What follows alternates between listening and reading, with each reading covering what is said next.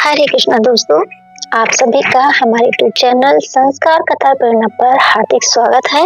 आप सभी को पाप मोचनी एकादशी की मंगलमय शुभकामनाएं। भगवान श्री विष्णु की विशेष कृपा आप और आपके पूरे परिवार पर सदैव बनी रहे, ऐसे हम भगवान से मंगल कामना करते हैं।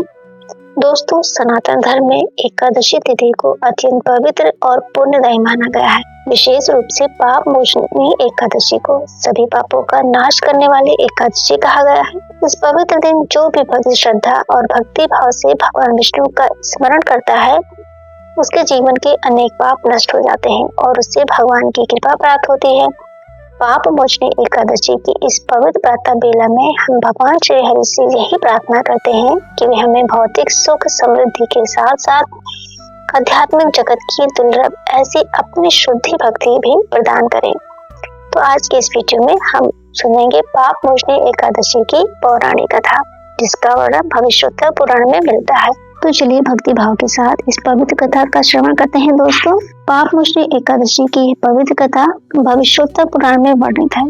एक समय धर्मराज युधिष्ठिर ने भगवान श्री कृष्ण से विनम्रता पूर्वक पूछा कि हे प्रभु, चैत्र मास के कृष्ण पक्ष में आने वाली पाप मोचनी एकादशी का क्या महत्व है और इसका व्रत करने से मनुष्य को क्या फल प्राप्त होता है। तब भगवान श्री कृष्ण ने कहा, हे राजन, प्राचीन काल में लोमस ऋषि ने राजा मंधाता को इस एकादशी की महिमा सुनाई थी। उसी कथा को मैं तुम्हें सुनाता हूँ। बहुत समय पहले देवताओं के कोषाध्यक्ष कुबेर के पास एक अत्यंत सुंदर उपवन था, जिसका नाम चैत्र रथ था। इस उपवन में सदा बसंत ऋतु का वास रहता था। चारों ओर पुष्पों की सुगंध फैली रहती थी और वहाँ गंधर्व, किन्नर तथा अप्सराएं संगीत और नृत्य करते हुए विचरण किया करते थे। देवता भी समय समय पर वहाँ विहार करने के लिए आते थे। उसी उपवन में भगवान शिव के परम भक्त मेधावी ऋषि कठोर तपस्या कर रहे थे। उनका तप इतना प्रभावशाली और अडिग था कि अनेक अप्सराएं उनकी तपस्या भंग करने का प्रयास कर चुकी थी, किंतु वे सभी असफल हो गई थी। तब स्वर्ग की एक अत्यंत सुंदर अप्सरा, जिसका नाम मंजू घोषा था, उसने ये निश्चय किया कि वह अपनी मधुर वाणी, संगीत और नृत्य के द्वारा ऋषि की तपस्या को भंग करने का प्रयास करेंगी। वह ऋषि के आश्रम के निकट एक कुटिया बनाकर रहने लगी और प्रतिदिन वीणा बजाकर मधुर गीत गाती तथा नृत्य करती, जिससे ऋषि का ध्यान उसकी ओर आकर्षित हो सके। कुछ समय बाद कामदेव भी वहां पहुंच गए और उन्होंने सोचा कि ये अवसर उचित है, इसीलिए उन्होंने मेधावी ऋषि के मन को विचलित करने के लिए अपने काम बाण चलाना प्रारंभ कर दिए। कामदेव के प्रभाव से धीरे धीरे मेधावी ऋषि का मन विचलित होने लगा और वे मंजू घोषा के रूप और सौंदर्य के मोह में पड़ गए। अंततः उनकी तपस्या भंग हो गई और वे अपनी साधना को भूलकर उस अप्सरा के साथ रहने लगे।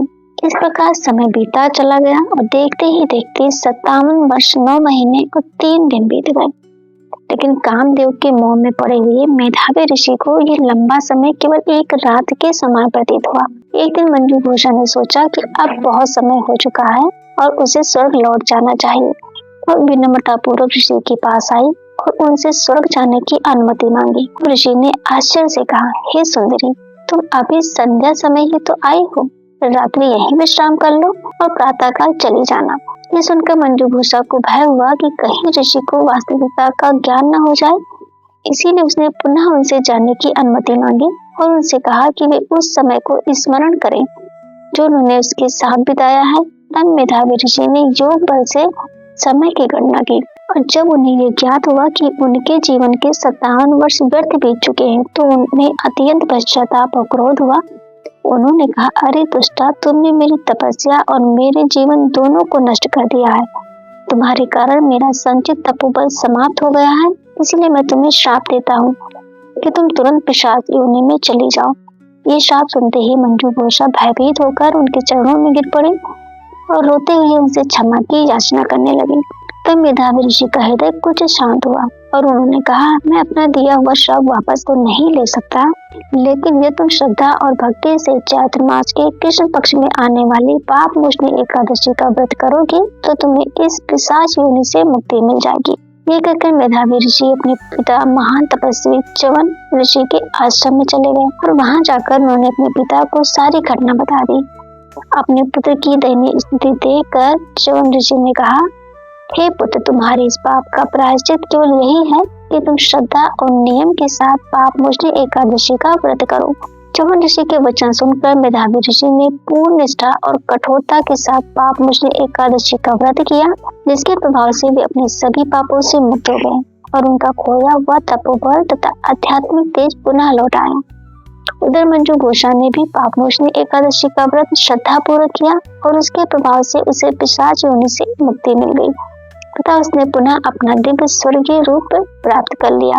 इस प्रकार लोमश ऋषि ने राजा मंदाता से कहा कि जो भी मनुष्य श्रद्धा और भक्ति भाव से पाप मोचनी एकादशी का व्रत करता है या इस कथा का श्रवण करता है, उसके सभी पाप नष्ट हो जाते हैं और उसे 1000 गायों के दान के समान पुण्य फल प्राप्त होता है। इसीलिए प्रत्येक मनुष्य को इस पवित्र पाप मोचनी एकादशी का व्रत अवश्य करना चाहिए और भगवान श्री विष्णु का स्मरण करते हुए अपने जीवन को पवित्र बनाने का प्रयास करना चाहिए। इस दिन भगवान विष्णु की पूजा करें, हरे कृष्ण महामंत्र का अधिक से अधिक जाप करें। हरे कृष्ण कृष्ण कृष्ण हरे हरे, हरे राम राम राम हरे हरे। इस दिन अन्न का त्याग करें, भगवान का स्मरण करें, भगवत गीता और श्रीमद् भागवत का पाठ करें। दोस्तों, अगर आपको आज की ये पवित्र कथा अच्छी लगी हो तो वीडियो को जरूर से जरूर लाइक किया करें और इसे अपने मित्रों और परिवारजनों के साथ भी शेयर करें ताकि उन्हें भी इस कथा का पुण्य प्राप्त हो सके। और अगर आप हमारे चैनल संस्कार कथा प्रेरणा पर नए हैं तो चैनल को सब्सक्राइब करके बेल आइकन जरूर दबाएं। तो दोस्तों, आइए हम सब मिलकर इस पावन पाप मोचनी एकादशी का श्रद्धा और भक्ति भाव से पालन करें और भगवान श्री हरि से अपने जीवन को पवित्र बनाने की प्रार्थना करें। भगवान श्री विष्णु की कृपा आप सभी पर बनी रहे। तो फिर मिलते हैं अगले वीडियो में, तब तक के लिए जय श्री कृष्ण दोस्तों।